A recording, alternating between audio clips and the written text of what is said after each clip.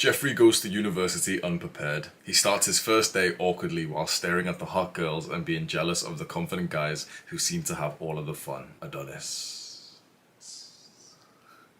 was already the tribe leader and initiator before he began studying. The fun revolved around Adonis, and because of that, he has fond memories of his time in university. Why you upset like Cinderella teens? You should see the things I fit inside these denim jeans. I can't associate with y'all, this shit like ketamine. Been on one, been on two, been on everything. Bitch, I'm with my gang, with my squad, what the fuck you want? Soapy rolling gas, I can't hang, bitch, I'm fucking gone. I got people down from the jump, better know your bonds. I got people just tuning in. In terms of being a degenerate and sleeping with lots of girls in university, I did that right. So here is my guide on how to dominate the social and sexual circles in a UK university. But Hamza, I'm from America. Shut up, you Come on, bro. Now, this guide won't help you to get good grades. This will help you specifically to level up your social and your sexual sides to your life. Now, in a weird way, I have become somewhat successful because I didn't get good grades. I am here today because I focused on the things that I focused on. And so the people who got the first honors, the first grade honors, like the best results that you can get, I make more money than them. The university lecturers, I make more money than them. So you're gonna learn how to do university the right way, which is the degenerate way.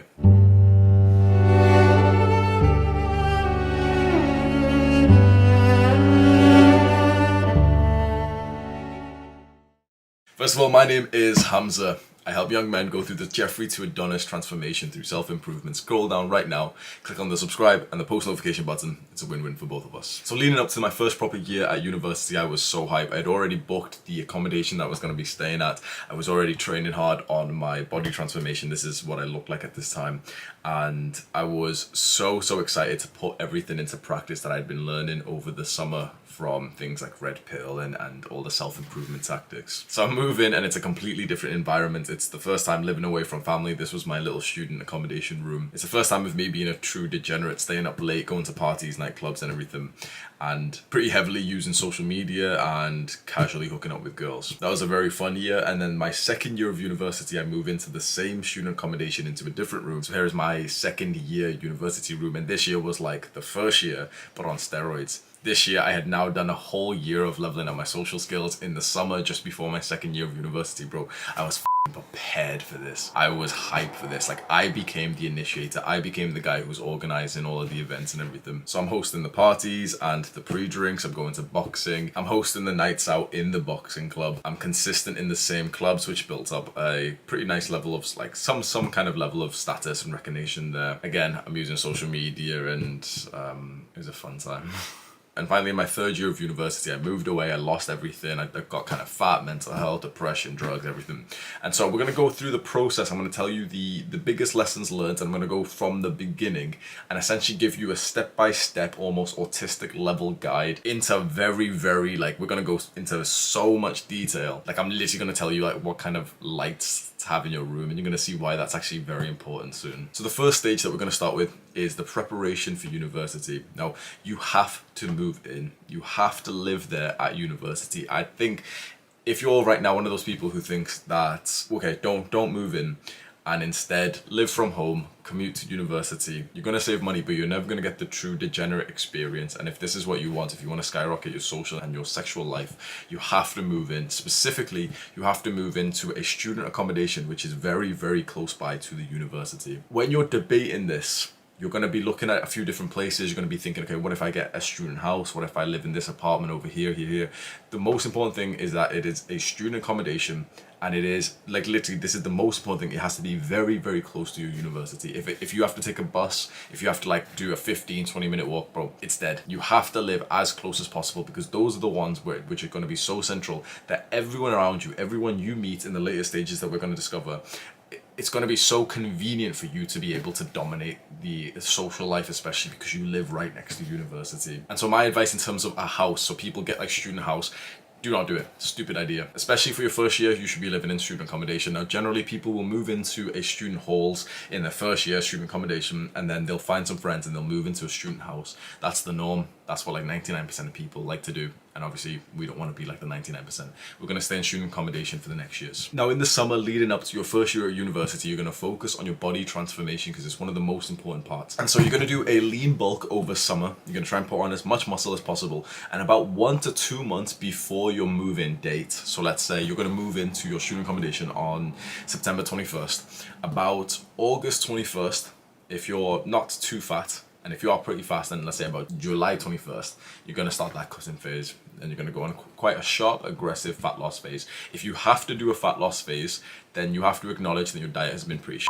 You shouldn't have to cut, but most people would have to because most people's diets aren't actually that great. We want you to bulk and to gain as much muscle as possible before you move in. I think that's common sense, but specifically you have to be lean bulking for as long as possible. So right now this video is going to be uploaded in July. If you're one of the people who are moving in September, you should be lean bulking right now unless you're actually very, very fat to the point that you need to be cutting right now. And if that is you, then you have to sort of like hold your hand up and say, yeah, I've been like an absolute idiot for eating like that. And I am essentially like stunting my muscle growth because my diet has been shit over the last few months. We don't want you to experience that. Just go watch all of my diet and my fitness videos. You've got to be eating clean. Don't listen to this dumbass fitness YouTubers. This is the point right now in the preparation for you to be moving in. You're currently in summer. This is the point that you need to be leveling up your social media game. This is not the time to be on a dopamine detox, to be on like self-improvement like this. You need to be leveling up your social media game, which means that you need to understand how to take better pictures. And most guys completely fail here because they think it's somewhat of like a feminine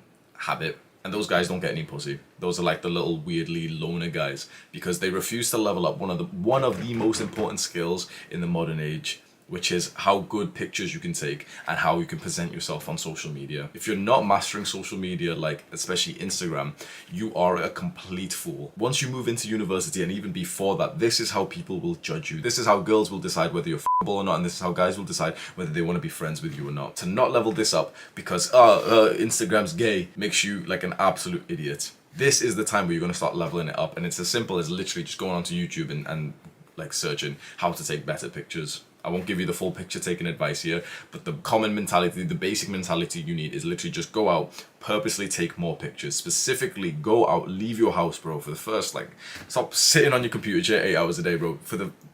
You specifically have to get up from your computer chair and go outside with the whole purpose to take some pictures that day. Most guys have never even ever done that before, and that's why their picture game is trash. That's why they don't get any matches on Tinder. That's why they get like 10 likes on Instagram. This act of leveling up your picture taking skill and leveling up your social media has a huge ROI, return on investment. To not do this, it's just your loss. Also, through this summer period in preparation for moving in, this is when you're going to start to power level your social skills. And for most guys who are a little bit spurgy, you're watching self-improvement videos, your social skills are pretty trash right now. First of all, you need to understand the word social skill. It's a skill. Just like the skill in the video games we used to play, like RuneScape. Skills can be leveled up. How do we level up skills? Well, we get experience. So go and get experience. We have to start small. Let's say you get 5 experience every single time you leave your house and you say hi to someone. You get 5 experience. And in fact, let me just briefly show you my little social skills. I'm turning life into a game, bro. Here's my thing that you can see. You don't have to go as advanced and as obsessed as I do it, but you've got to start acknowledging that the things you do in real life give you experience in the real life skills, and social skill is a skill. And so most guys, including you, dumbass, have got a very low level in this skill. So if you want to dominate the social scene once you move into university, you need like a prerequisite, we can say, of like level 15 social skills. And you can start leveling up today by actually leaving your house for once, stepping outside and starting to say hi to the people around you, starting to say good morning and everything. That will give you 5 experience every single time you do it. And if you go and directly walk up to someone and speak to them, like let's say there's a cute girl and you directly walk up to her and say that she's cute, you get 50 experience. If you do some kind of social event over the next week or so where you go to maybe like you take a trip or something, you go to a party, you get 100 experience, 200 experience. So we need you to start this right now. The guys who don't do, let's say, the social skill power leveling before they move in are the guys who are too awkward to actually enjoy the university experience. If you want to maximize the university experience, you start leveling up your social skills today. Similarly, there's going to be group chats on social media, usually Facebook, so Facebook Messenger. There's going to be group chats. So what you can do is you can search for 2 things. You can search for your university on Facebook and also your university plus the course that you're studying on Facebook. So the university I can search for is Manchester Metropolitan University. That's the uni that I went to. And it'll be freshers 2021, and there'll be a big group chat for that, and everyone's like, oh my god, when are we all moving in, guys, or whatever. And then there's also going to be one which is more tight-knit, which is your course. So that's like what the thing that you're studying. So that would be Manchester Metropolitan University Psychology, first years 2021, and that will have, let's say, 50 people in. That's a lot closer, and you'll be able to communicate a lot better in that. So you're going to join these, and then you're straight away going to assume the role of the initiator. From now on, you are the one who initiates everything. You are now the host. So you're going to join these, and one of the first messages you're going to send is something like, hey guys, a bunch of us are going to have X, are going to do X. We're going to have a party, we're going to have a night out, we're going to have drinks, X, whatever, in my place on this date at this time. And you're already going to use these specific words, a bunch of us are going to. Now, right now, you might not even have a bunch of you going, but when you say this automatically, because it kind of gives you a sense of social proof, other people are like, oh my god, a bunch of people from this course are going, then I'll go. And so now you've got that bunch. Compare that to you being like the little loner who says,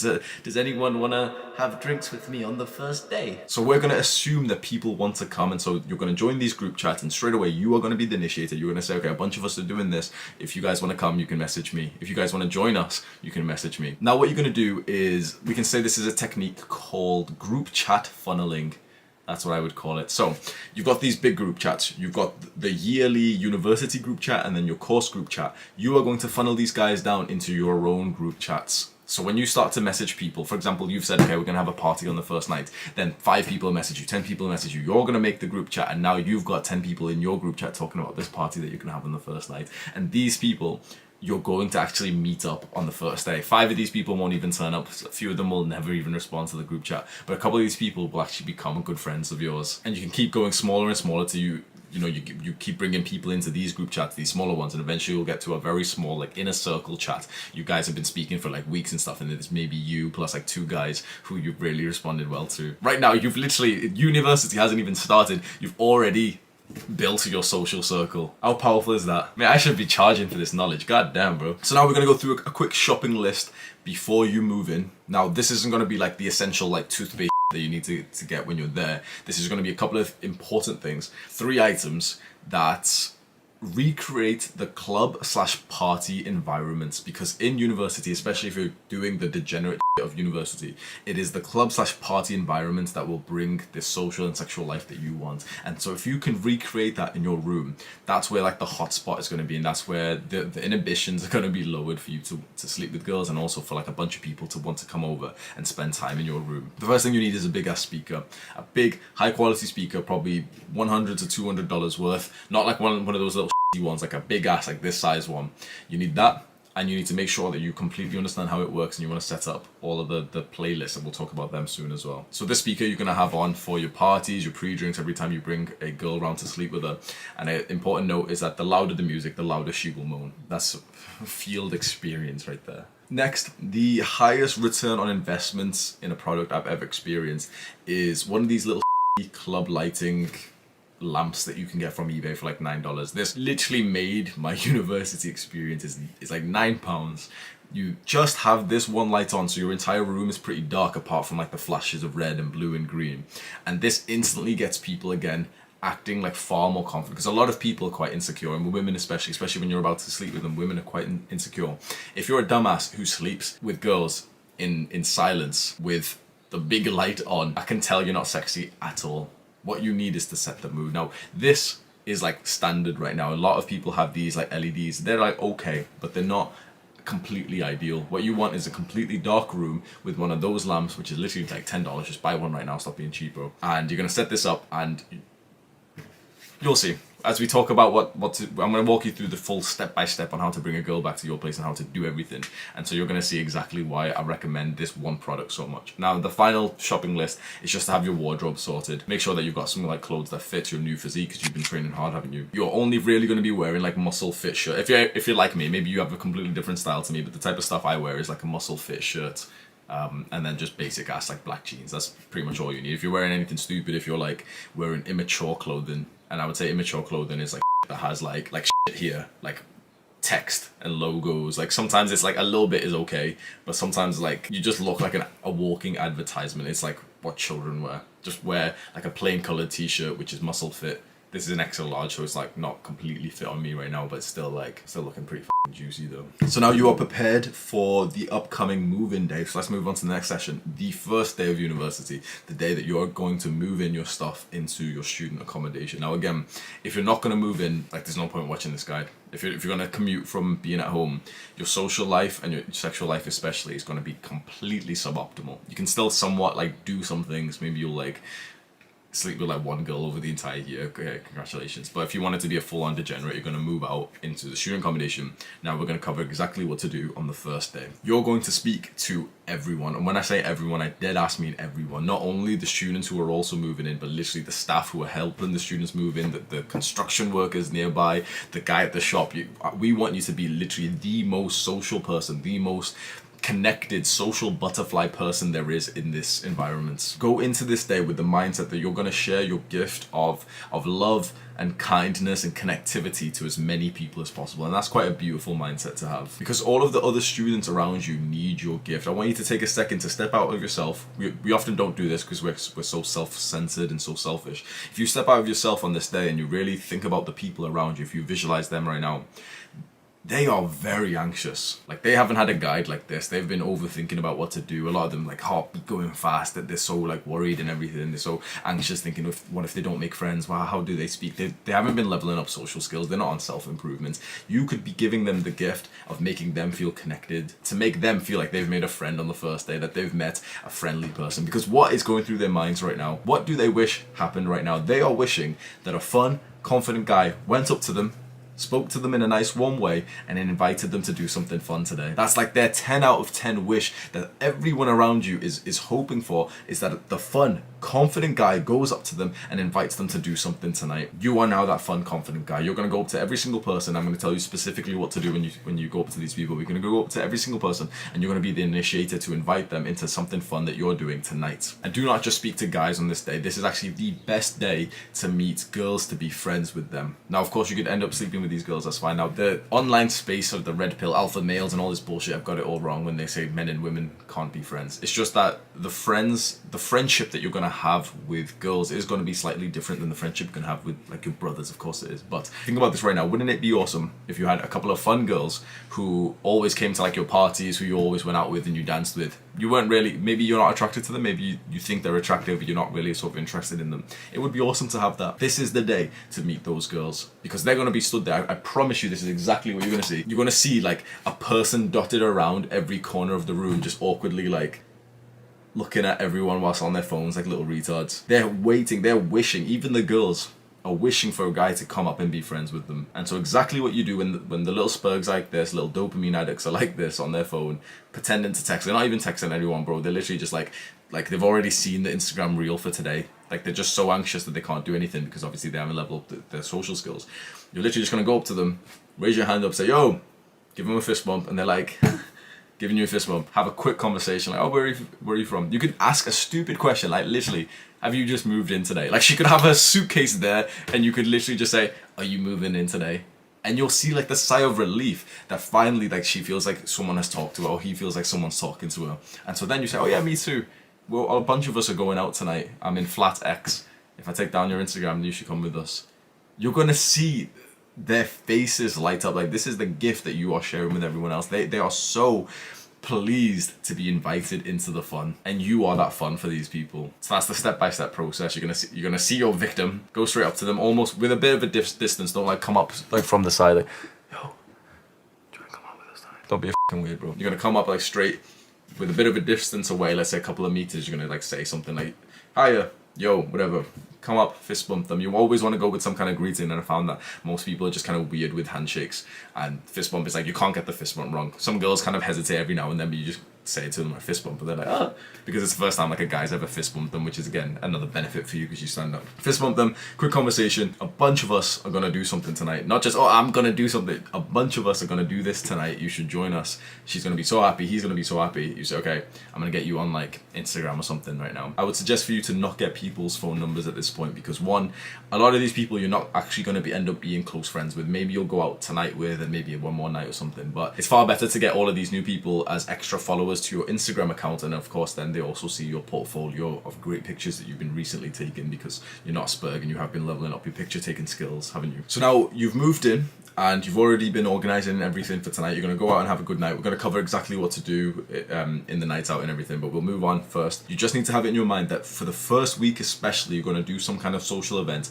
every single day. Now, some are already organised by your university and on the places around you. So it can be as simple as inviting people to join you to do that, to join us to do that, because you are already going with a couple of guys, because you've assumed that people are going to come. People are going to come. So that's very important. For the first week, you're going to be incredibly social. Even if you feel tired, even if you're hungover, you're going to keep doing as many social things as possible with the mentality that even if you're tired, even if you're hungover, you're going to be recovering later. Most of these events that you're going to go to, like nightclubs and parties, they're going to be at the nighttime. And so in the daytime, we still want you to do your self-improvement habits, because there's no excuse to skip any of these ever, because they literally take like a few minutes a day. And if you ever skip one, it's like, you're just a pussy. You can still go work out, and if anything, you should absolutely be going to the gym in these first few days, because one, you're going to get into the habit faster than everyone else, but two, you're truly going to get in there and see the people who really value the gym, because anyone who goes to the gym in the first week of moving into university clearly likes it enough. You're going to go there and it's another avenue of you straight up just walk to someone, fist bump with a smile. At this point, it's so easy that you can literally go up to a guy and be like, oh, you like going to the gym too? Like, that could be like your opening line. It's like, yeah, do you go to the gym, bro?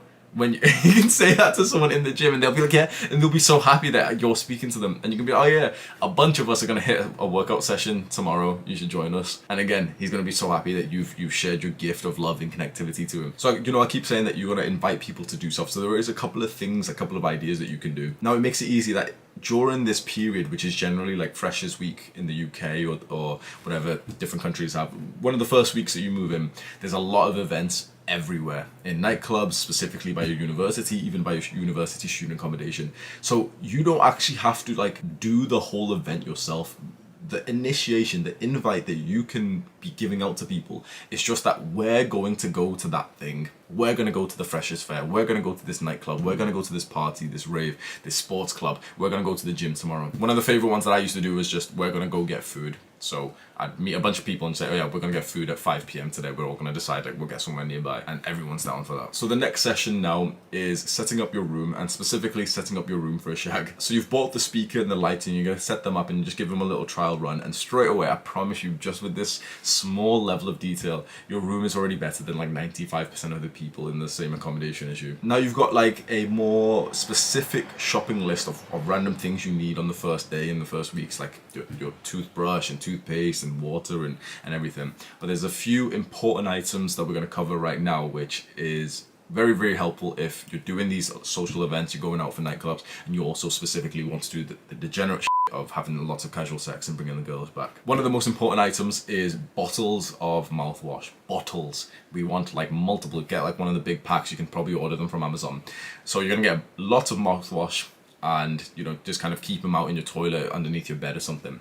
And so you're going to swig this shit before you go out like everywhere. And also the reason why I suggest to get like bottles of this is that the boys that you go out with, or everyone you go out with, you're almost going to make it a ritual. Like this is the shit I used to do. You're almost going to make it a ritual that you've all had pre-drinks and everything, you've all ate food or whatever, you're about to go to the nightclub or the party. You say, wait, everyone come here, everyone come to the bathroom. Everyone's like, wait, what, why are we coming to the bathroom? And literally you start handing out like the bottles, and everyone takes a swig of it and like gargles that shit, like spits it out.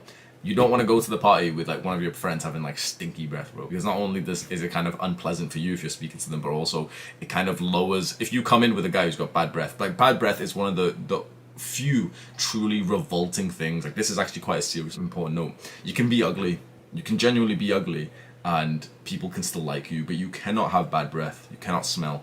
And so along with the mouthwash is bottles or cans of cans of deodorant and aftershave. If you buy a bunch of them, it's like you've pretty much set up your canteen that just before you go out, everyone can choose a little selection. And again, it increases like the value and the offer of people coming to your place, because think about how much intention you're putting in right now, and we've got a bunch of other items which help all the people that you have come to your place, compared to like the guy who just kind of randomly gets people to his place and he doesn't even have cups for them to drink out of. You're gonna get a bunch of chewing gum, like huge amount of packs of this, and literally just like you can dish out the entire pack, or like just kind of like clip one and like pass it to the peasants. Everyone wants to be your friend once you've got chewing gum. Now, one of the important parts is a bunch of alcohol. You can not drink for religious reasons or fitness reasons if you want to, but then your experience in university is not going to be the same. You're not going to achieve the degenerate lifestyle like almost at all. You'll be able to sleep with a couple of girls over a year if you want. That's like, it's okay.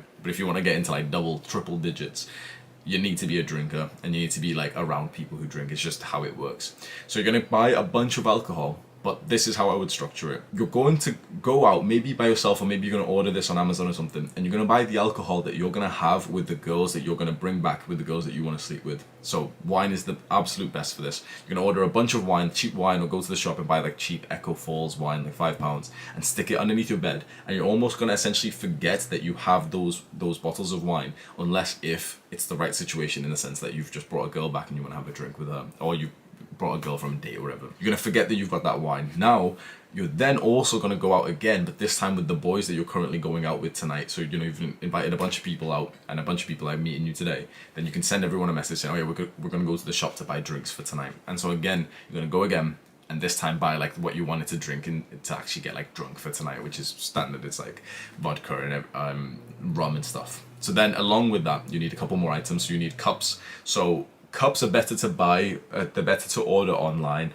So much better. It's actually kind of like hard to buy them in shops, because usually you get like 10 cups for £2, and in one night all 10 cups just disappear. Like just the plastic cups, like no one's even like taking them home, I'd suppose, but just kind of like they break and shit. So you can buy like a big bundle from Amazon. But the important thing is the mixer. So in the UK we call it mixer. It's the soft drink or the juice that you mix with the hard liquor. So if you're having vodka, you mix it with Coke and whatever.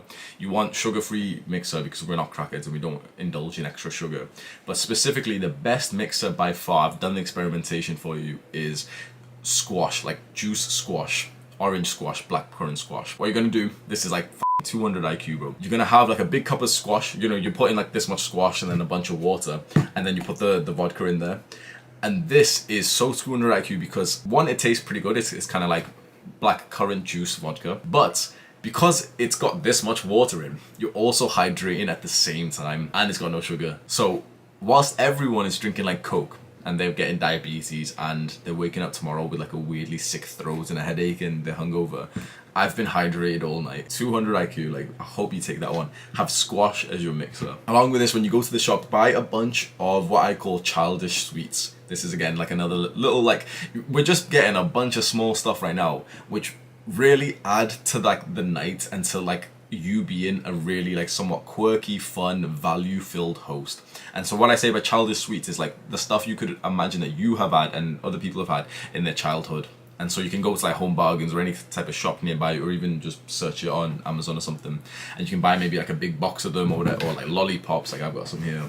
These will come in handy later, and we will discuss exactly why this is so fucking important. Like dead ass, this is like gonna get you laid. But just in the sense that if you got a couple of sweets, bro, it's another thing that you can kind of like dish out to the people who have come to your place. Also buy condoms. If you want to be fucking, just buy condoms. Do not fall for the myth that protected sex doesn't feel as good. It's complete bullshit. People who say that are just not wearing the right condoms, because they have been designed to feel as good as the whole normal thing is going raw. And so if protected sex doesn't feel good for you, if it feels like it's got like, it's annoying, it's because you haven't done one of the most vital stages of starting to have protective sex, because you've never learned this in your shitty sex education classes in school. You need to research your nominal width size. You can literally just Google like condom sizes, some condom size guide, and go through one of those websites. You need to research that. You need to buy one specifically to your size. Like if you buy like the standard ones from the shop, they probably won't fit you. You need to buy the one that's actually made for your size, because there's so many different like sizes that you need to get like the millimeter size right. Get some in, try them on, make sure that they fit comfortably, and literally like try them on over a couple of days so you get used to like the packaging and putting them on. And so by this point, you'll actually feel completely comfortable to use them. Because I'm gonna be honest to you, like, this is something that a lot of guys like joke around and condoms and shit. It's like, it's actually a pretty serious thing. It's actually like pretty like anxiety ridden when you go for an STI test and you're you don't actually know if you've got anything right now, and you hear someone has got herpes and they have to like tell people that they've got herpes now. You don't want to be one of them. You don't want to get some bitch pregnant either. Like, do this, and just trust me when I say that once you do this small step of just finding your size, ordering it and trying it a couple of times, you'll have no hesitation to stick on a condom, even if a girl tells you, especially if a girl tells you that you don't need one. That's a pro tip, boys. If a girl ever tells you, oh yeah, like, we don't need a condom, just know that she said that to many guys this week. One of the final things you need to set up your room is a bunch of playlists on Spotify. Get Spotify Premium. Don't be a weirdo, bro. It's like £10 a month. Get Spotify Premium. You're not going to set up the playlist yourself, so usually everyone's got, you know, their preference and shit, and you think you've got the best music, and like, just trust me, the music that you want on for your parties and for your nightclubs and when people come round is just literally the most standard, the most basic, the most popular songs that everyone knows. It's better to have a song that everyone knows, which is just kind of like a basic ass song, than it is to have like what you think is the best song, which no one knows. So on Spotify, you can literally like go to like one of the main pages on Spotify, and it's just got like the popular playlist. You literally just click on one of them, and it's like all the songs that came out over the last 2 months, and you just stick one of them on, because those songs are the ones that people are making like TikToks about, and those are the ones that if you play, like, everyone, especially the girls, are gonna really get hyped because they've made TikToks with this song too. Make your bed, don't be a scruff, keep your room clean. So let's imagine that you're just about to head out to a party or a nightclub. You're gonna have your room already set so that when you walk in, it's already set that you can immediately sleep with this girl that you're going to be bringing back. And so the two major things is that your speaker is set to be connected to your phone via Bluetooth, and the playlist is ready, and you've already got on the club lighting little lamp that you've bought. Let's talk about dating apps. Tinder, Hinge, Bumble. You absolutely need to be using these because your match rate is going to skyrocket once you live in this central location. You're going to delete your account first on all of these platforms and remake it about 3 times a week. You're going to do that. And I know you're starting to spaz out now because I said to delete your account and you've got 17 matches that you don't want to lose.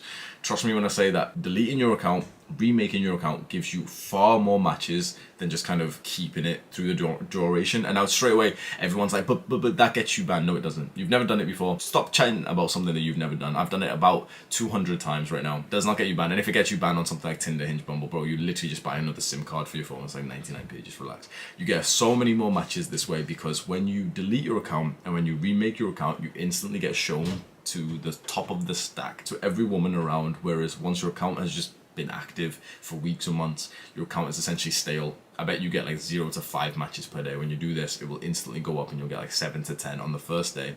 On the second day, maybe about 5 to 7, 5 to 10, and then you're going to delete and remake your account again. So this is exactly what you're going to do. You're going to delete, remake your account at about 7 p.m. You're never going to use any dating app. Listen to this. You're never going to use any dating app, any messages, anything before about 7. Like 7 is the earliest. You've got to imagine you're using these apps to have sex. Girls aren't in a sexy mood at 2 p.m. in the middle of their lecture. 7 p.m. is like kind of okay if it's like the winter time and it's dark. Generally, you want it to be like quite late because at that point they're lonely, they're sex deprived, and you want to specifically be coupling up your nights out with your dating app use, and this is exactly how we're going to do it. So let's say you're going on a night out tonight. You're going to delete and remake your account about 7 p.m. Usually about 9 to 10 p.m. is when people will come to your place to have pre-drinks before you go to this party or nightclub. So about 9 to 10 p.m. once you've got a couple of guys in, that's when you're going to hop on Tinder, Hinge, Bumble. You've already deleted and remade your account, so your account's been fresh. So your account has been live for a couple of hours and you haven't used your likes yet. That's very important. Every single time you delete and remake your account, the weird tactic to get so many more matches is to remake your account, left swipe a couple of girls, and then close the app. This tricks, like someone can correct me and some nerd can correct me if they want, but this tricks the algorithm to think that you're actually a high value male who's just made the account, dissatisfied by the girls who are on it, and then close the app. Every single time I do this, I get almost double the matches a few hours later. So I don't use my likes straight away, I wait.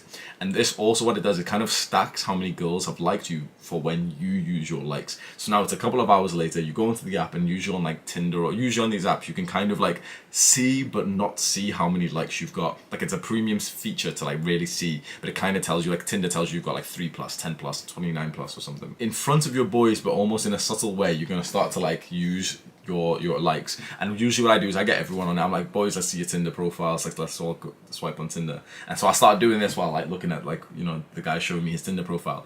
And you'll start to get match after match after match. And the amount of times that guys next to me have like looked at me and went, wait, you actually get matches? Because they're using Tinder wrong. They've got their account since college. and like they get less than a match per day, and here I am getting 10 in front of them, and it's like it's mind-blowing for them to see someone get 10 matches just in the space of that much. That increases their perception of you, their respect of you. If there's girls in your pre-drinks, that increases how attractive they are to you. So at about 9 p.m. you've used a bunch of your likes, you've got a bunch of matches, and you're going to start messaging these girls, and you specifically want to be moving it towards meeting them tonight in the party / nightclub environment. The first message I almost always will send when I was in this lifestyle was a sexual / drug related text. That's very, very important. Your first message should be drug related. The girls who are down for casual sex on Tinder are into drugs. So make your first message about drugs and you instantly stand out. A basic one, like basic you can say is like, just message us saying like, you look like you take kets. Now all the little like nice boys, black pill spurgs will say like, wait, that's bad, you shouldn't be insulting it. But insults actually are like high level game. And if you say something like, you look like you take ket, you look like you snort bear coke, that's actually like funny as to these girls. Like they'll be like, oh, what makes you think that? So you can chat with them a little bit on the dating app, and you can literally just send them a message like, are you out tonight? And if they're nearby the club / party that you're going to, you've got a good chance of meeting them there. And what you want to do then, so you've been matching with them and you know they're going to be close by. If they're not going to be close by tonight and they're not kind of down to like come out tonight, you're not going to meet him tonight, and you might not even meet him in the future, but you can still kind of pursue that as you want. But specifically for getting a bang tonight, the highest way to do that is to get their number and then to send them a screenshot or at least the first picture of your Tinder profile, because you need to imagine what she's going to be like. You're going to bang these girls at about 2 to 3 a.m. by the way. So she's just had a night out. She kissed a couple of guys. She's that type of girl. Her friend has went home with a guy and she hasn't. Because if she's went home with a guy, she wouldn't be on Tinder. But if she hasn't went home with a guy, she's kind of like feeling a little bit jealous because her friend's like been a little bit slutty. She hasn't. She's gonna hop on Tinder or hop on her phone for a little bit more validation and maybe to meet a guy who seems fun. She's already got 50 messages on Tinder at that point and 50 messages and notifications on Instagram because she's posted a picture of her looking good on Insta and Snapchat. You're gonna be one of the few texts that she gets during this night. But let's say you're basic as you're not experiencing this, and you send her the text like, hey X, it's Hamza. She's not really gonna remember you because you've sent 5 messages and right now she's pretty drunk as well. The first message you're going to send in the text, you're probably going to message her, let's say 10 p.m. It's going to be a screenshot of your Tinder profile or at least the first shirtless picture that you're using, and you're going to say, hey, it's Hamza, here's my Tinder profile. And this way, when she kind of looks through the text later on when she's deciding on who to go home with, she can see instantly who you are, how attractive you are. And this alone is a very, very important thing that I learned to do. Let's talk about nightclubs and parties. Now, most of the Degenerate university lifestyle revolves around the nightclubs and party scene. If you don't want to be in that scene because it's quite degenerate, then clearly this video is not for you. But if this video is for you, if you've been hooked onto every word that I say, then it is the nightclubs, specifically the nightclubs and specifically the parties in which you're going to experience most of the fun, casual sex, degenerate lifestyle. So the nightclub scene is popping in the university lifestyle. And that's generally where you're going to be experiencing most of this degenerate shit. That's where you're going to be kissing all these girls and bringing them back to your place. And the same with the parties as well. In the UK, not that many people do the whole, they do happen, the flat parties and stuff, but it's usually more revolved around just going to the nightclub, and then it's the ultra degenerate shit of coming back and doing a party after the nightclub, and that's for the full-on drug addicts. To find the nightclubs to go to, the easiest way is to just look at the flyers that you literally, by this point, you've already got 50 different flyers. You'll go around campus and there's always a bunch of people just handing out flyers for clubs.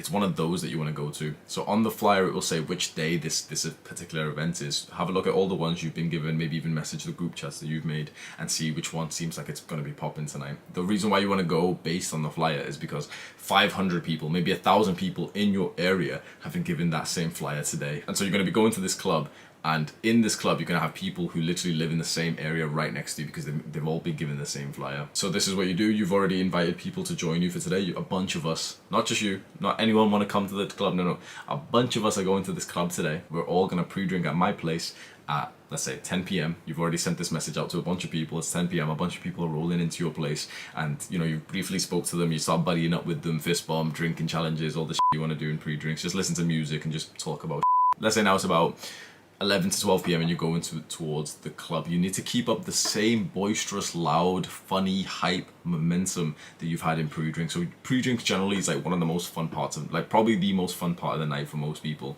You need to keep up that same momentum on the way to the club. What often happens and what really kind of sets the night in a far worse tone is that you were all having fun in pre-drinks, but then on the way to the club, because you took, let's say, an Uber, and the Uber driver wasn't playing music or anything, you've all kind of just went silent, went on your phones. You get to the club and everyone's in quite like a silent, reserved mood. We don't want that. So in the middle of your pre-drinks, you're going to be having fun and everything. You're going to be somewhat active on social media and take a couple of stories of people doing and like saying some stupid and that's great because everyone you've recently been meeting has gotten you on Instagram. And so everyone recently who lives in your accommodation, who's nearby, is going to see you having fun and see that you're probably going to be going out tonight. It's time to make your way to the nightclub. It's so important now that you were living in that student accommodation, which was central, because we want you to be able to walk there. When you walk with a group to the nightclub or the party, let's say it's a mile away or something, the momentum stays sky high, and that's the best case scenario. There's a few times where we've taken an Uber to the club and like the momentum stayed up, but that's because that Uber driver was also like very, very good at like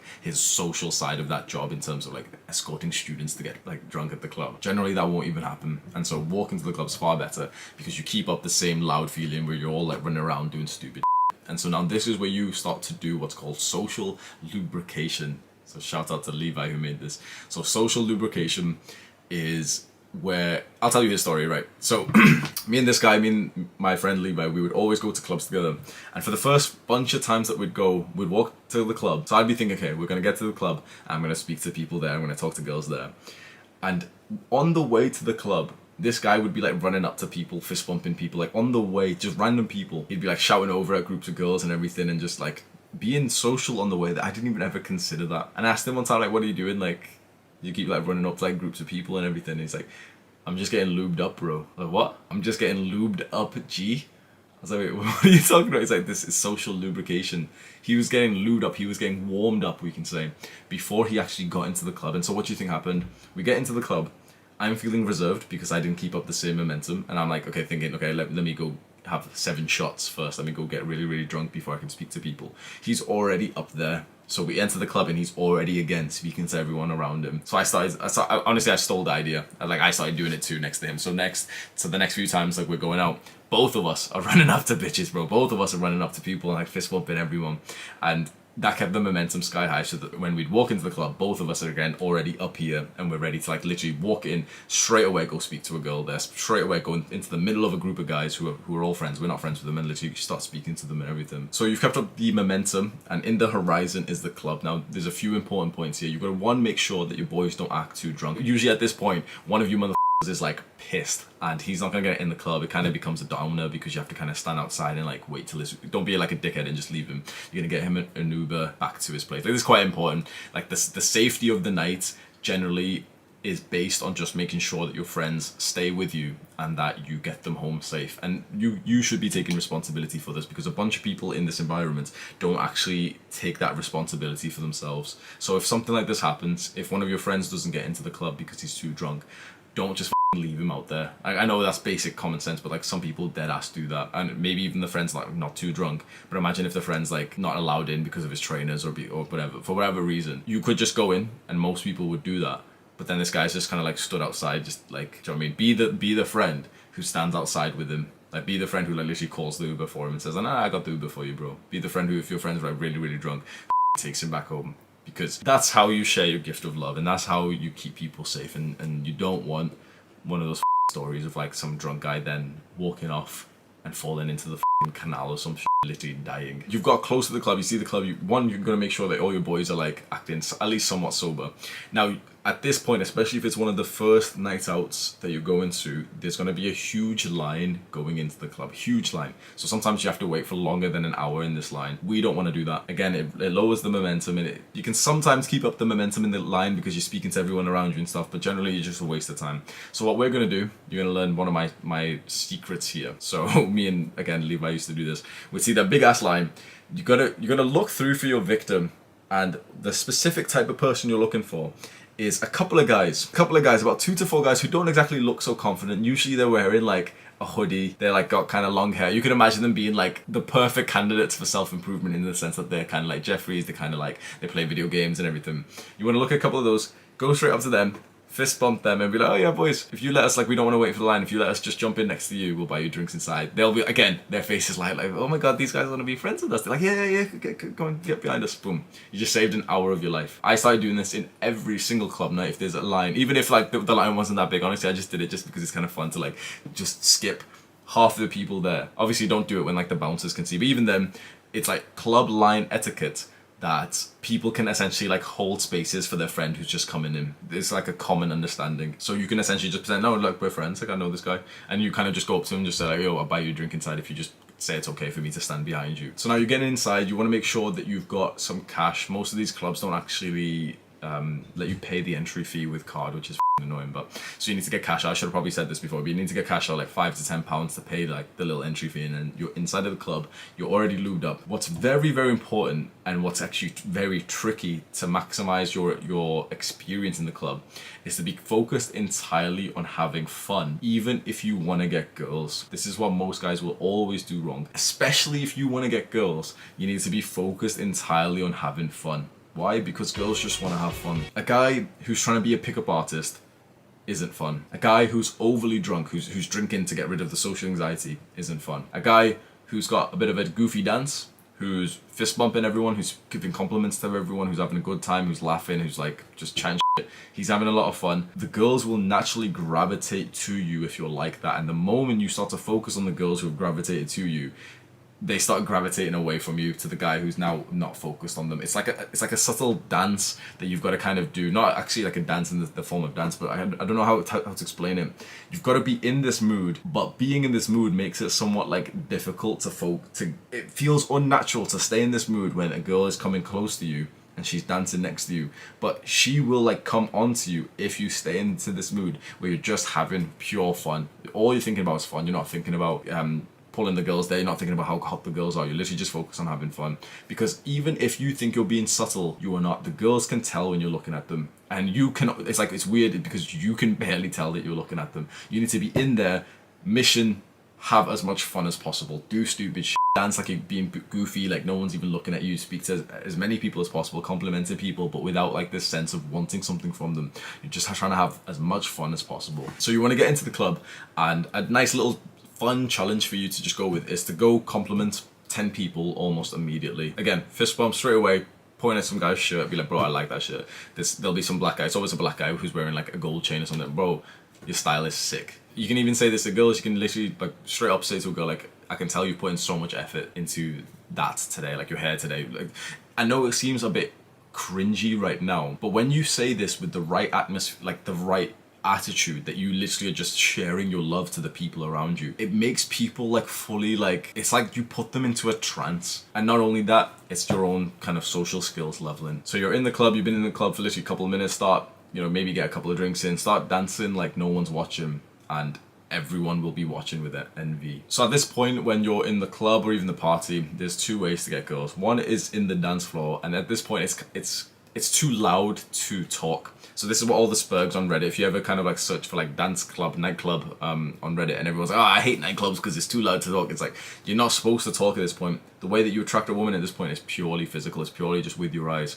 Once you make eye contact with her, it's game on. Now, if you're one of the weird guys who go up to her ear and trying to like flirt with her and try and talk to her, she's going to be unattracted to you because it shows that you're not experienced in this scene. It shows that you're not confident in this scene because you're not supposed to speak in the middle of the dance floor like much. You can say a few things here and there, but it's like you want to say basic shit, and it's mostly just moving with your body. So you're dancing, you're enjoying yourself, like no one's even watching, you've been complimenting everyone, the girls have been noticing. Eventually, like, you fully notice a girl just staring at you. You both smile at each other. You kind of just get like, walk a little bit closer to her, and literally the same type of dance you were doing, if this girl's compatible with you, she'll be like finding it sexy, like in a weird way. Like, you can be a dancer, you don't have to actually be good at it, but as you get close to each other, you can straight away just kind of lean forward for a kiss, like once you've kind of like connected and you stood next to her. Most guys will never attempt that. That's why most guys will never actually like be good in this scene. These girls are keen for it. Now, if they're not, let's say she's not interested, then she's of course gonna back away. She's of course gonna push you away. And at that point, you're just kind of like shrug your shoulders and go back to having fun. You're gonna assume that the people that you connect with, the girls who smile at you, the girls who like hope like you, it's kind of common sense. You're gonna assume that they want to like escalate with you, that they want to kiss you. That's essentially her approach. Like when a girl makes eye contact with you in the club and the girl smiles at you in the club, bro, that's her like waving at you like, yo, over here, dumbass, and me, come on, like, what are you waiting for? Most guys will still be like oblivious, like waiting for her to say I consent. If you're waiting for an audible, if you're waiting for her to say something, you're losing. Because especially the dance floor, like where people are dancing with loud music, it's not based on the words, it's based on just the actions, it's based on the eyes and like what you're looking at. You have the benefit at this point that there's loud music, it's kind of dark, there's kind of like flashy lights and everything, and so you can like you can like go in for a kiss, and even if she kind of rejects you, it's like you can have the confidence like kind of like no one saw it, that it didn't even happen, that you can kind of just shrug your shoulders and go back to just dancing on Goofy and it doesn't even matter. The second way then to get a girl in this environment of, let's say,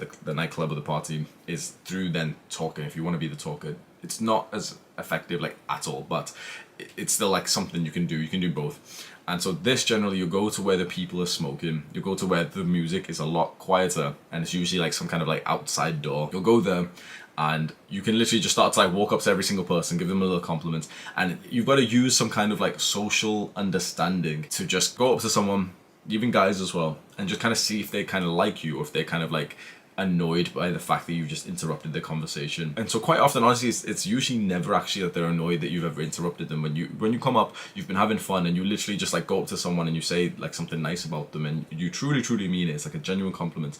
People automatically like you when you do that. And so you go up to the group of girls, like the pair of girls there, the two girls. If there's two girls, they're there to by the way. A group of girls maybe not, but like if there's two girls, bro, they're that night. You go up to the two girls, you literally give them both a compliment, and you will be able to almost instantly tell which one's into you, because one of them will like see you go like, ah, thanks, and go back to her phone, and the other one will be like, I you, and that's the one who literally wants you to like escalate with her right now. And so you can just kind of like step a little bit closer, you can keep talking about something like sexual, but not like weirdly sexual, but more just kind of like a nice, again, like a better compliment. Most guys just overthink this and they're saying, okay, what do I say? What you say does not matter at all. Like if you've been wondering, oh, like I hope he tells me a line, like what do I say? I know that you're bad with women, and I know that you're bad in general with people, because what we say truly just doesn't even change much. It's just what your body language is like and who you are, how attractive you are. And so if there is a woman who somewhat seems like she's interested in you, it's not because of some stupid shit you've said, bro. The amount of times that I've kissed girls after saying like the stupidest shit, after stuttering, after messing up my words, after like purposely going up and saying something silly. For a long time, bro, I would just go up to girls, like me and my friend would have this challenge, like say the weirdest thing and still kiss her. So I'm like going up like, yeah, I've just shit myself. 20 seconds later, I'm kissing her. Because it doesn't matter what you say, and if you look at like anyone who's truly like experienced in terms of attracting women, they'll say the same thing unless they're trying to sell you something. Then they'll try and sell you the one sentence to say to them. But it doesn't matter what you say, it just matters how you say it. And so stop overthinking of what to say. Just the most important thing is literally that you just kind of open up your mouth next to some people. You don't even need to open up your mouth, bro. The most important thing is that you just go next to a woman. If you have the mentality that it's a numbers game, and have the mindset that on average you need to be rejected at least about, let's say, 10 times for you to like fully attract this girl and take her home. In fact, that's exactly what happened in the most recent little night out that I had a few days ago. A guy was there, he was on his own night out, like he went out by himself and he was speaking to me and everything. I felt like he was kind of semi-red pilled. And he was like, you know, speaking to girls and everything. He kept on like somewhat like asking me for advice or like kind of reporting back of how it went. And he said like, oh bro, I just got rejected. I'm like, okay, make that 10 rejections and you'll go home with a girl tonight. By his like second or third rejection, or I think literally second, he's aggressively making out with this girl. Like they're both like fully like they're bumping into everyone. There you go. I helped him reframe that the first rejection he got was a good thing. Imagine if I was like, oh my god, oh, you got rejected, bro. The girls are stupid and everything. Get rejected by 10 girls. Not in a stupid or like weird way, but open up your mouth to like 10 girls. Within those 10, you're going to be making out like with at least a couple of them. Now, if you really want to bang at this point, you want to sleep with a girl tonight. The moment that you've made out with her, you're going to already assume that she wants to come home with you. You're going to start walking away, reach out your hand and say, come on, we're leaving. We're going for a walk. We're going to do this. We're going to go, like, we're doing this. Of course, she can say no. Of course, she can, like, say, no, I'm staying. Generally, if you, like, assume that she's coming with you and you literally, like, almost start walking away with it, she'll literally come, like, she's never been led by a guy like that before. That's so sexy for her. And if she's just kissed you, like, she's down to as well. Honestly though, once you've made out with a girl, you might not actually want to do this. All of this time, you're watching this video because you're horny as and you wanted to live this degenerate lifestyle. But I'm not gonna lie, bro, the way that I've just said it then, that okay, you could go into the club, within half an hour you're making out with a girl and you could leave with her straight away. You might not want to do that because of how much fun you've actually been having with the boys. Now, if you don't want to like go immediately, you've got to understand this girl who you are just currently on is not yours whatsoever. That quite literally within just a few seconds she can and will be kissing some other guy and going home with him. The guy who makes out with her stretches out his hand and says, come on, we're leaving, straight away, whether they've been in the club for 5 minutes or not, is the one who's going to sleep with her that night. And the reason why I'm bringing this up is because it kind of just shows you that the thing that you feel like you've wanted all along kind of becomes negligible when you're just having a fun time with the boys, and you kind of like would think like, I could go home and like sleep with this girl, but like I was actually just having a sick time here, just dancing and being goofy with my friends anyway. So it's your choice. But if you do like definitely want to sleep with her, you have to like just do it within literally seconds that you speak to her, compliment, kiss. As soon as you kiss, you like assume you're going back together. And if you already assume it, it's probably gonna happen. Another point is to not even bother getting numbers. That's what a lot of guys who aren't really experienced in this environment would do. They'll speak to a girl and everything, get her number, she's never gonna reply, or even if she replies, the conversation's gonna go dead. In my years of being a degenerate, of going to nightclubs and parties, I think I met up like 1 or 2 girls from getting their numbers afterwards. And I know it seems like, oh my god, at least it's something. It's just not worth it. Essentially, if you're getting her number, you're doing it in the sense of like just kind of insecurity, like, oh, she's not going to sleep with me tonight, but maybe she will tomorrow night. Bullshit. Get social media instead. Get the Instagram instead, because it's just an extra follower, which looks good on your profile, so you're just using her for that pixel. But it also helps in the sense that then she's going to be watching your stories and your posts and everything in the future, and that's how then you'll probably be able to attract her again. But generally, honestly, if you don't sleep with her on the first night, you never will. Have this mindset. If you do not sleep with her on the first night, you never will. So we'll quickly discuss right now, in the nightclub, in the party, if you haven't actually pulled a girl there, this is when you again hop onto Tinder. Maybe you message the one girl you're speaking to before, and you send out like a blast copy and paste message to every girl who is on your list. And this is why we're going to actively keep deleting and remaking our accounts, because it's kind of like sketchy as fuck, but it's like, this actually does work. So using Tinder and everything about 2 to 3 a.m. in a student location, think about what's happening. You've been out, you haven't attracted a girl enough to go home with her. Any girl who replies to your message right now at 2 a.m, bro, she's down to fuck, because she's probably went out and she hasn't pulled the guy either.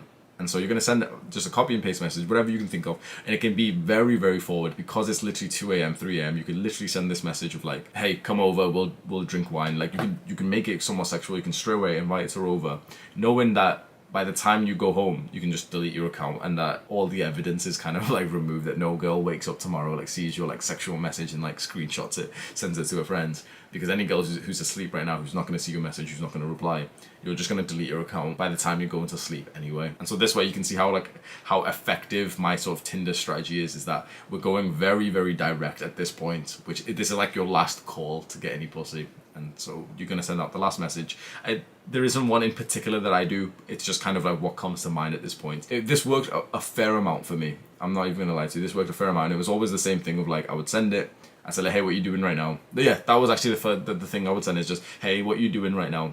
And they just say like, oh, I'm just in a party. I'm just coming home from the nightclub. And I'd say, wait, want to meet? Just basic as you can be so forward.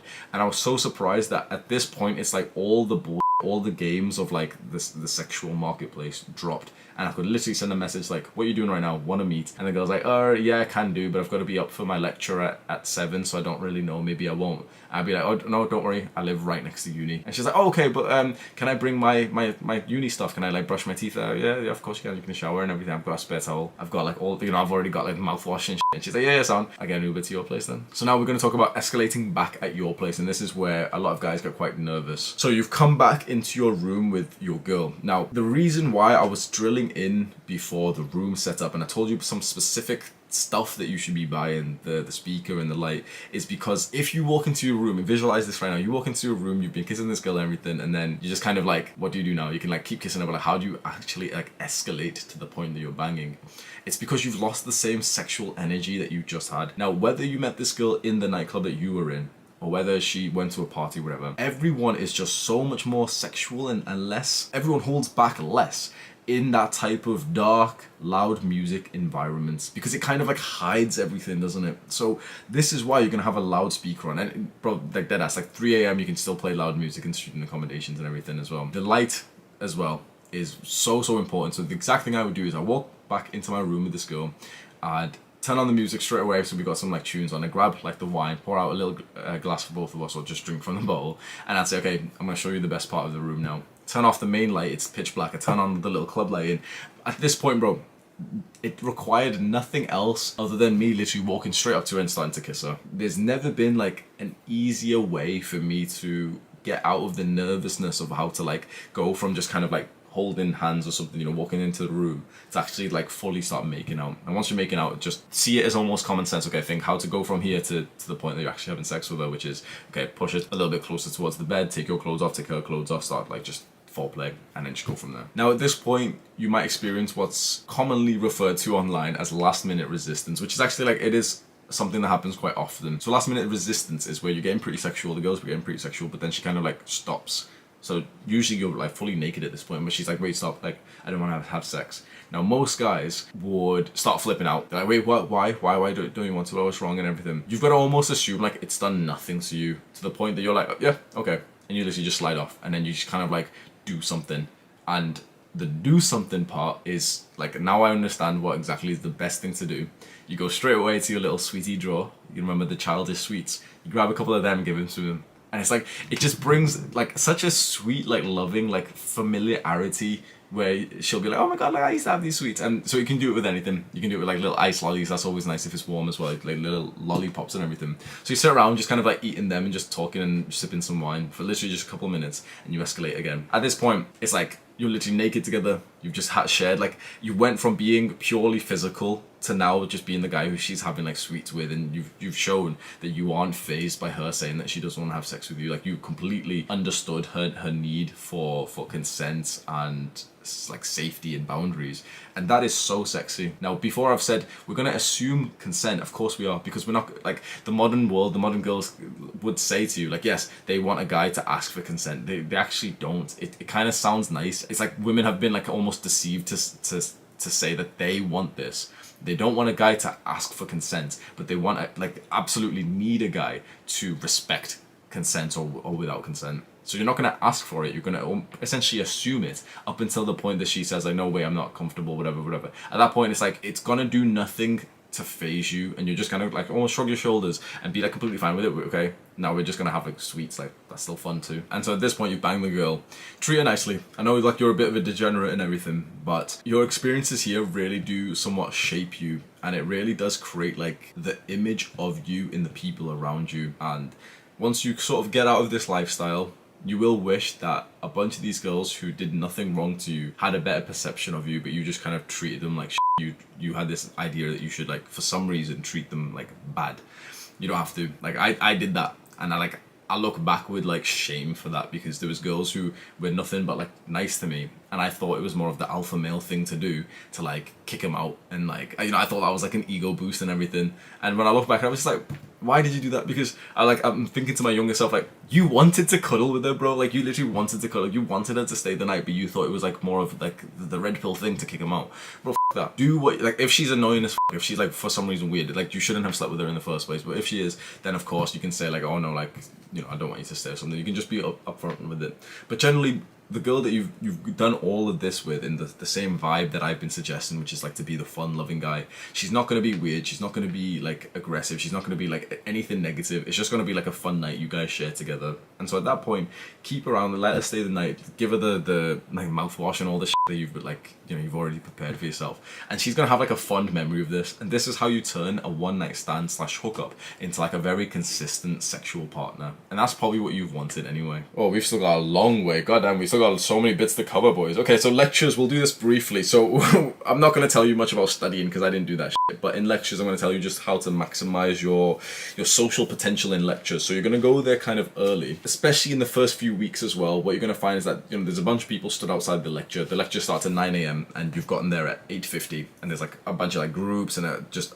the same thing again where the person is just kind of like stood outside the lecture just pretending they're on their phone but just actually kind of like looking around hoping to make friends. Again, you're gonna do the exact same thing that you did when you moved in. Straight up, fist bump, and a simple question, bro. You don't have to be smart with it. You can literally, like, they stood outside the room that says psychology. You can literally fist bump and say like, is this the room for psychology? And they'll be like, yeah, like, I mean, are you in psychology? They'll be like, yeah. What you say does not matter. All that matters is that you literally go up with like a fun, loving, inviting, connected mood. So you're just going to do the same fist bump strategy again. So in the lecture, the one piece of advice I'm going to give you is to actually focus then. So once, like, wherever you are, we just want you to focus. So when you're in the social setting or you're in the nightclub or whatever, we want you to be mindful of that. When you are in the lecture, we want you to be mindful of what you're learning there. You're investing your time and your money to be there. Just focus on it, bro. Don't be like the f***ing weird class clown. Don't be the dumbass who's just on his phone during the lecture.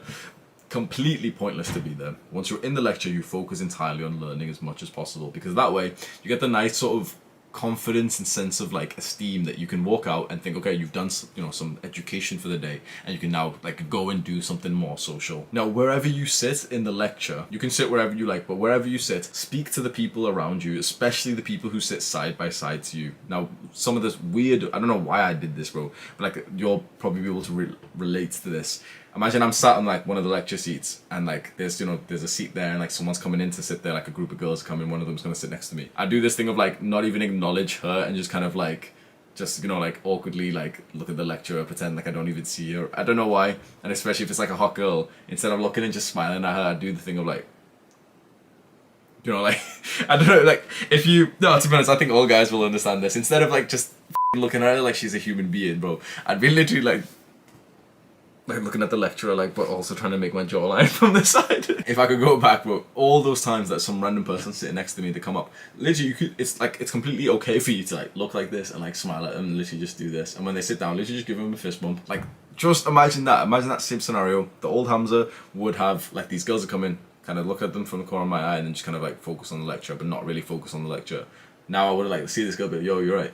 Give her a fist bump. And it's like straight away at that point, it's like me and her would have gotten into a small conversation, and I'd probably invite her to again do something fun. Now the people around you, the people you've just met, invite them to do something. And one of the easiest things to do is just either to go get water or to go get food in between your lectures. And again, that's like you being the initiator. And like you can see how many little things we're doing that you're going to be so socially connected all throughout the day. Now we're coming to one of the most important things that we're going to discuss, which is to join a sports club. Now if you're not going to join a sports club, don't go to university. Quite frankly, you are a complete fool if you don't plan to go to a sports club. It is like the red pill university, degenerate, social, sexual university experience is when you join a sports club, and I'm going to tell you exactly which ones to join. The amount of stuff that you do in these clubs is so significant that I literally think that you're not even going to get 40% of the same experience if you're not in a sports club. So the best clubs to join for what you want, since you're a degenerate,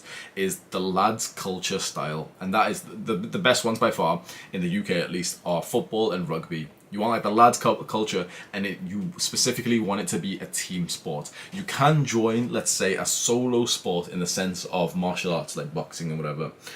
You can join that for your own interest if you want to, but the social life there is not going to be anywhere near as good. And when the social life isn't as good, the sexual life isn't as good. So in the boxing, for example, I went into boxing and it was like, I made it good, right? I made it good in the sense that I took charge of like the social stuff there, and I'm inviting people to come to my place, and I made friends with all these guys, and I'm like meeting them outside of boxing and everything.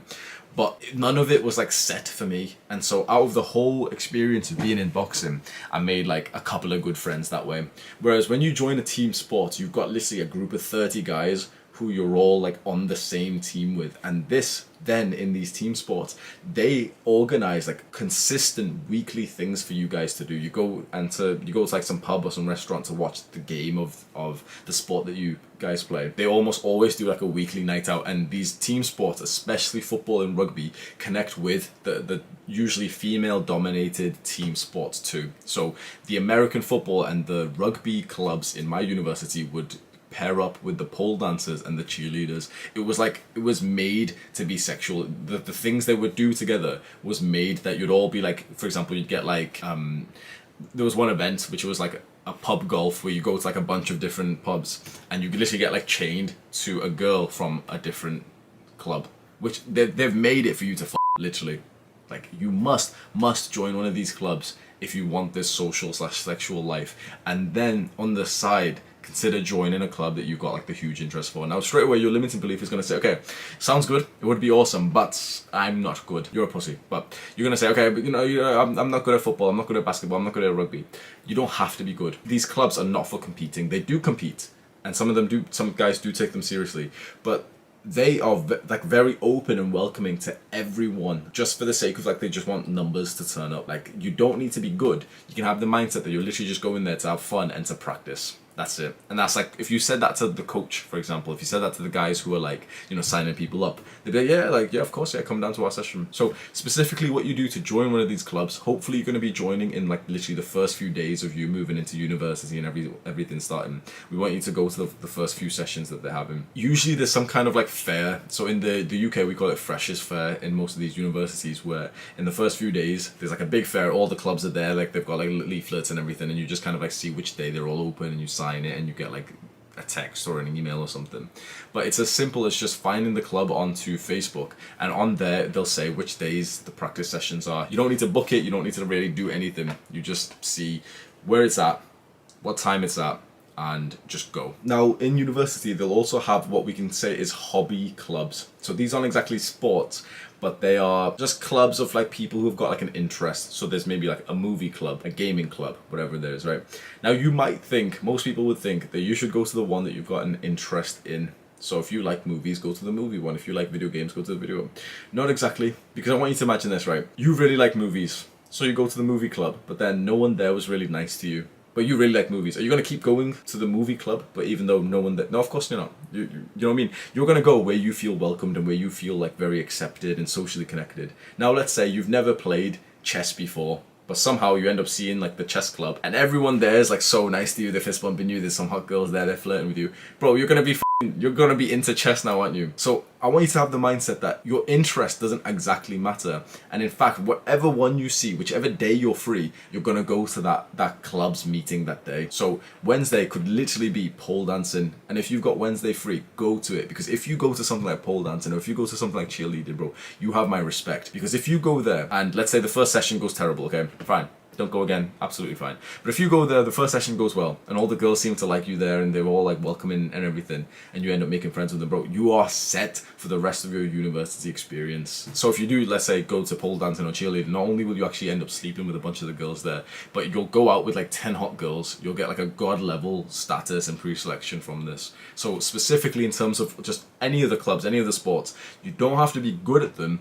You just kind of have to have that day free in your schedule, that day and that time free, and be able to like go to where they train. If you've got that free, no matter which club it is, no matter which interest it is, just go and just see. Within the first time you go there, you'll be able to see if like you like the people there and if they vibe with you. And of course you want to go there with the same fun, loving, accepting, connecting mood. Now preferably you will go to the first session each club, each interest has, because at that point the first session is literally everyone is new. That would be preferable, but honestly, you can go literally later in the year, like even as late in the year. Like for boxing, for example, I started boxing near the end of my first year, like the last month of my first year. It was completely fine. Let's quickly go over the final point, which is how to structure your life in university through the years of university. So the first year, based on UK university, the first year, the grade that you get doesn't exactly like result in anything other than just passing you to get into the second year. So what you actually like need to know is not even hard, because you've probably done the same stuff in college, and you don't need to get a high grade because the grade doesn't even reflect what you'd get in second or third year. So the first year is the total degenerate, fully think about maximizing social and sexual life. You're going to get a higher return on investment for maximizing this side to life than you are to being a great student in this year. So in this year, go out a lot, host a lot of stuff, do a lot of dumb shit. You're supposed to do that. Now in second year, it's very common to go from the student accommodation you were living into like a house, a shared accommodation. Do not do that. It's completely fine for you to find a private student accommodation right nearby, the same logistics and everything, and book in there. Completely fine. Literally no one will judge you. Like this is what some people were afraid of. No one will judge you for living in a student accommodation. No one's gonna be like, oh my god, you're living in a student accommodation but you're 19. Like no one gives a fuck, bro. Like you were there when you were 18, so now you're 19. Now whatever age you are, like 20 20 something.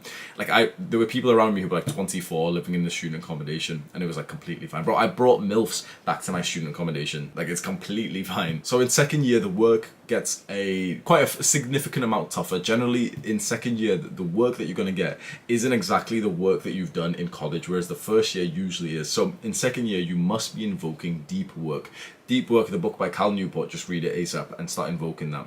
What we want is that your work hours and pretty much everything you do is 100% focused with zero distraction time, because you need to be putting in some time into your work. The worst case scenario is that you're one of those dumbass students who do like 8-hour days, 10-hour days, 14-hour days. Indians and Pakistanis, I'm looking at you guys, because you're not working 14-hour days. First of all, let's just put it this way, right? No one's working 10-hour days. No one's doing that. What you're actually doing is that you're in work like mode for 8 hours, but you're outputting the equivalent of like 3 hours of work because you're a dumbass. Instead, invoke deep work, 100% focused, zero distractions, and limit your work to about 3 hours per day. Like, specifically set yourself that limit of like, I do no more than 3 hours or 4 hours of work per day, and you'll find that you will still be far ahead of where you were going to be. Like, you'll be one of the top students if you do this. Most people will never do this because it requires you to not be a Jeffrey and to stop going on your phone in the middle of your work shift, bro. Most people will never do this. So after you finish then in your deep work blocks for the day, you finish 4 hours of work, you're then going to focus entirely on just kind of recovering for the next deep work block. And so you're going to have some fun with your friends, you're going to go and stay away from like technology as much,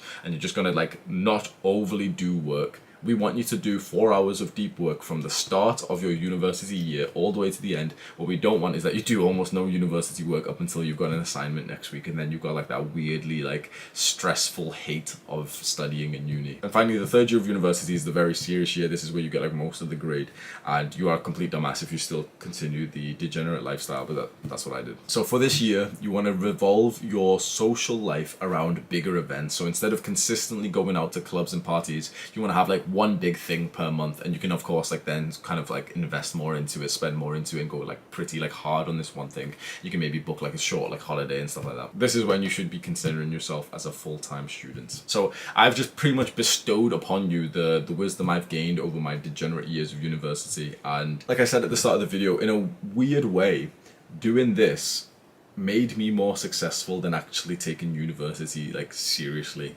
And it's just kind of like how the world works. And I know it's going to be very hard for you to trust me on that, but I think that if you've watched all this video and if you've like really found this interest and you really want to like level up your social and your sexual life, you're probably the type of guy who's going to do it anyway, even at a bit of a cost to your university grade. And if you've got that mindset, just know that that cost to your university grade is generally not as bad as you think it is, because you are gaining something from doing this. And by skyrocketing your social skills, by getting like a bunch of these experiences in your mind, by preferably getting like a bunch of like videos and Snapchat stories and everything saved on your phone, like how I've been able to do. Like I'm somewhat successful today in this business because I have hundreds of pictures of me in the nightclubs, me with girls. I've got loads of videos and everything. And that's led to this business. Like, my experiences led me to this point where I can teach you boys about social skills. So this is like a weird, pretty risky alternative to being a good student, is to in fact be the degenerate student instead. And that's what I did. If you want my one-to-one mentorship, you go down to the description right now, click on that link, and you can just see my offer. It's not for broke people. If you like this video as well, go scroll down right now, click on the subscribe and the post notification button, do the hard work, especially when you don't feel like it.